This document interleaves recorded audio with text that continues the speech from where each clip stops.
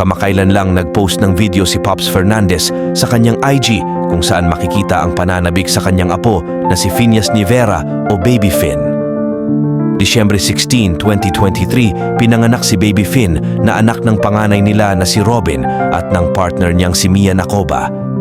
Matatandaan na unang nangyari ang pagtatagpo ni Pops at ng apo nito sa Chicago, USA noong Marso 15 to 2024 habang nagaganap sa Pilipinas ang pagpirma ni Martin ng bagong kontrata sa Vicor Music.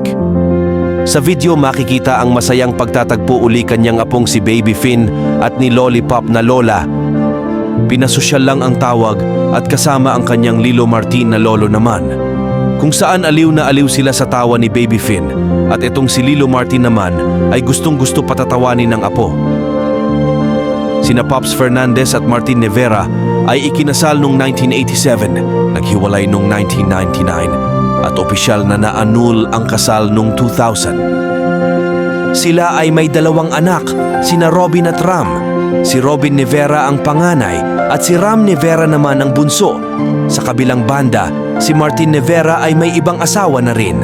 Parehong may kanya-kanyang mga asawa na matapos ang kanilang paghihiwalay. Sa kabila ng kanilang mga pagsubok, kinumpirma ni Pops na mas naging maganda ang kanilang relasyon ni Martin sa kasalukuyan kahit hindi na sila mag-asawa. Matagal nang hiwalay si Martin kay Katrina Ojeda at ang kasalukuyang kasintahan ni Martin ay si Ange Del Rosario.